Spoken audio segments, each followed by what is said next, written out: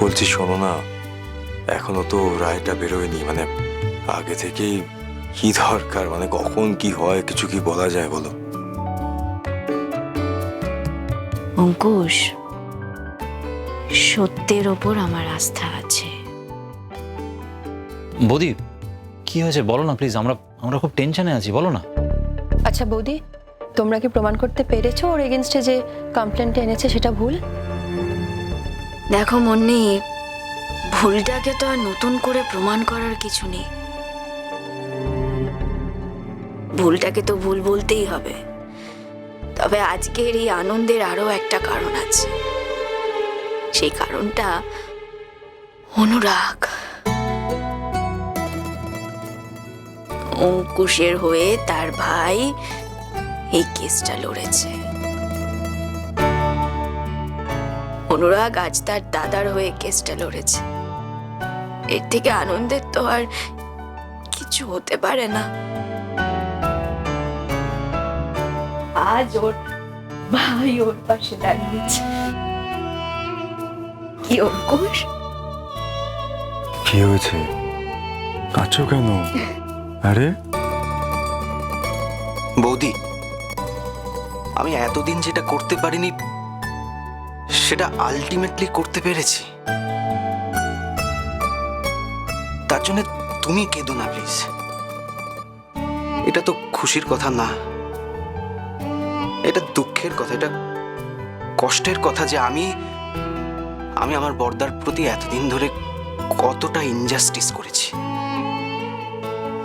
সব কথা ছাড় না, কেন বলছিস আর? দেখ, আলটিমেটলি তুই যে আমার পাশে দাঁড়িয়েছিস, তোর বৌদির কাছে এটাই সব থেকে বড় ভরসার জায়গা। আরো চিরকালই চেয়েছে যে আমরা সবাই একসাথে থাকি, সবাই।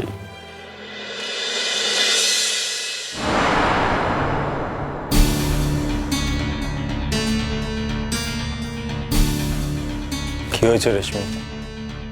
নতুন করে আর কি হবে? আমার যা কিছু ছিল সবটা তো তুমি শেষ করে দিয়েছো। আমি কি শেষ করলাম? কি শেষ করলে? Wow, great.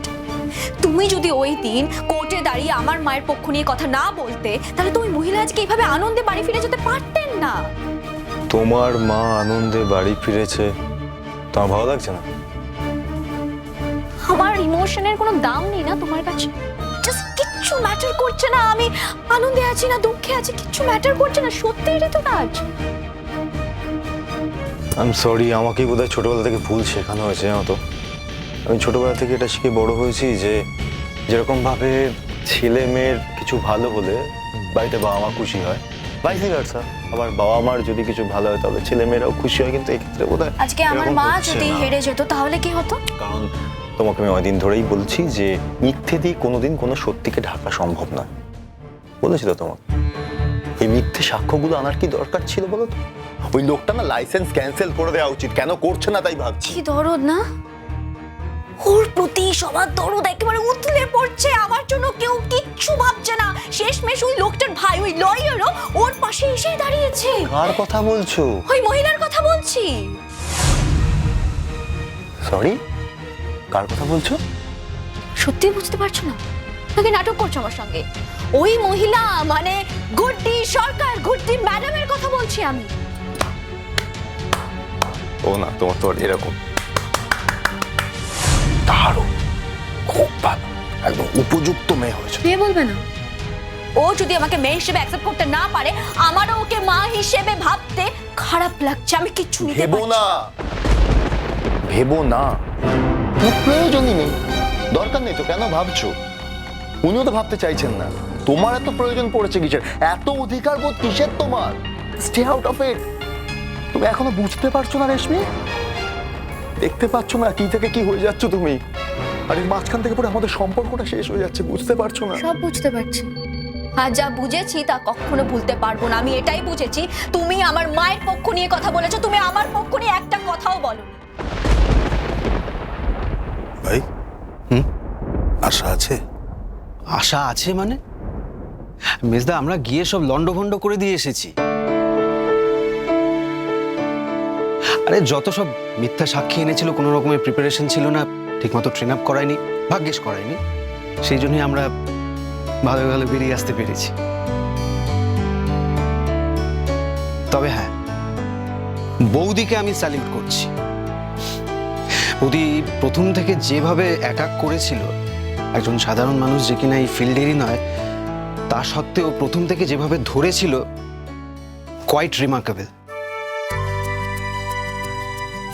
ভুলে যাচ্ছিস কেন? বৌদি একজন আইপিএস অফিসার ছিল। হ্যাঁ, সেই জন্যই তো ওর অত যুক্তির বাঁধন। উল্টো দিকের উকিলের তো হম্বি তম্বি শেষ নেই, কিন্তু সেও শেষমেশ হার মানতে তাহলে বাধ্য হলো। হ্যাঁ, শুধু মিষ্টি খাওয়ালে তো হবে না বৌদি। তাহলে মিষ্টির বাইরে আর কি খেতে চাও বলো? একদম লজ্জা করবে না, যা খেতে চাও আমি তাই খাওয়াবো। না, যা খেতে চাও না, মানে আজ আমাদের তো খাওয়াতে ইচ্ছে করছে।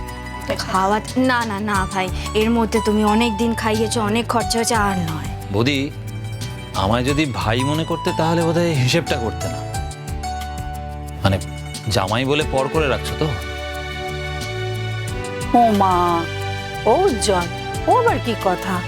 তুমি আমাদের জামাই হতে পারো, কিন্তু তোমাকে তো বরাবর আমি ছেলের মতোই দেখেছি। এতদিন দাদার প্রতি খুব বিরোধ ছিল আমাদের। ভাবতাম মানুষটা কতই না খারাপ, কিন্তু এই কদিন দাদাকে কাছ থেকে দেখে বুঝেছি দাদার মতো মানুষ আমরা কবেই বা দেখেছি। আমাদের কাছের লোকজনের মধ্যে, আমাদের চেনা জানার মধ্যে, এত কিছুর পরেও দাদা সব সময় আমাদের খেয়াল রাখেন। আমরা কি খাচ্ছি, আমরা কি করছি, আমাদের কার কি ভালো লাগে। এমনকি বাচ্চাগুলো যে হস্টেলে আছে, দাদা বারবার ফোন করে খোঁজ নেন, আমাদেরকে বলেন যাতে ওদেরকে একা না রাখি, আমাদের কাছে এনে রাখি। এতদিন একা একা থাকলে ওদের কষ্ট হবে। এরকম একজন মানুষকে দাদা বলে ডাকতে পেরে আমরা সত্যি ধন্য। আমার সংসারটা শেষমেশ ঈশ্বরের সংসার হয়ে উঠেছে। হ্যাঁ, ঈশ্বরের সংসার। আর এই সব হয়েছে তোমার জন্য, আমার লক্ষ্মী বৌমার জন্য। তুমি হলে আমার ঘরের লক্ষ্মী, তুমিই সবটা করেছো মা গো। তুমি দুহাত দিয়ে সবটা আগলেছো বলেই হয়েছে। হ্যাঁ, একটা সময় আমি তোমার পক্ষে ছিলাম। তারপর যেদিন থেকে বুঝতে পারলাম যে তুমি শুধুমাত্র তোমার ভেস্টেড ইন্টারেস্ট চরিতার্থ করার জন্য একটা হিংসাত্মকভাবে ওনাকে অ্যাটাক করছো, সেদিন থেকে আমি সরে এলাম। জানি না আমার কি হয়েছিল, কেন আমি ইনফ্লুয়েন্সড হলাম তোমার দ্বারা, বাট আই হ্যাভ রিয়েলাইজড আমি ভুল করছি, মারাত্মক একটা ভুল করছি আমি। কারণ আমি তো কোনোদিন সত্যি ছাড়া আর কোনো রাস্তায় হাঁটিনি। তা আমি আমার সত্যের রাস্তায় আবার ফিরে আসি। আমি বুঝতে পারি যে সমস্ত মিথ্যেগুলো চারিদিকে, এর সঙ্গে আমি তাল মিলিয়ে চলতে পারবো না। আর দেখো রেশমি, উনি তোমার মা হতে পারেন, তুমি হয়তো জীবনে অনেকটা সময় ওনার সঙ্গে কাটিয়েছো, হয়তো আমি অতটা সময় কাটাই, কিন্তু যতটুকু কাটিয়েছি সেটা পার্মানেন্ট। আমি বুঝতে পারি ছোটবেলায় ওনার যে স্মৃতিগুলো হয়তো অনেকটা আবছা হয়ে গেছে আমার কাছে, কিন্তু তাও আমি রিয়েলাইজ করেছি বড় হয়ে যে তার গুরুত্ব ঠিক কতটা, আমার বড় হয়ে ওঠাতে তার ঠিক গুরুত্ব কতটা রয়েছে। আমার মা যখন আমার কাছে ছিল না, তখন এই ভদ্রমহিলা আমার শৈশবের যে ট্রমাটা আমার ভিতরে সারাক্ষণ কাজ করে সেটার উপর প্রলেপ লাগাতে অনেকটা সাহায্য করেছে। আমি জানি না যে আজকে আমার জীবনের আজকে বড় হয়ে ওঠার পিছনে ওনার কন্ট্রিবিউশন তো ভুলতে পারবো না, কোনোদিন ভুলতে পারবো না। এটা যদি ভুলেছে আমি তো অকৃতজ্ঞ হব। এতটা অকৃতজ্ঞ আমি হতে পারবো না রেশমি। তার মানে আমি অকৃতজ্ঞ? তার মানে তুমি এটাই বলতে চাইছো আমার মধ্যে কৃতজ্ঞতা নেই? বলতে চাইছি না তো, এটা তো প্রমাণিত। তুমি যদি সত্যি এগুলো কিছু না চাইতে, তুমি যদি সত্যি কৃতজ্ঞতা থাকতো তোমার ভেতরে, তাহলে তুমি এইভাবে তোমার মাকে সবার সামনে অপমান করতে পারতে না, অসম্মান করতে পারতে না। একটা লোককে শুধু শুধু একটা মিথ্যে কেসে তুমি জড়াতে পারতে না। কি লাভ হলো রেশমি? ধরা পড়ে গেল তো।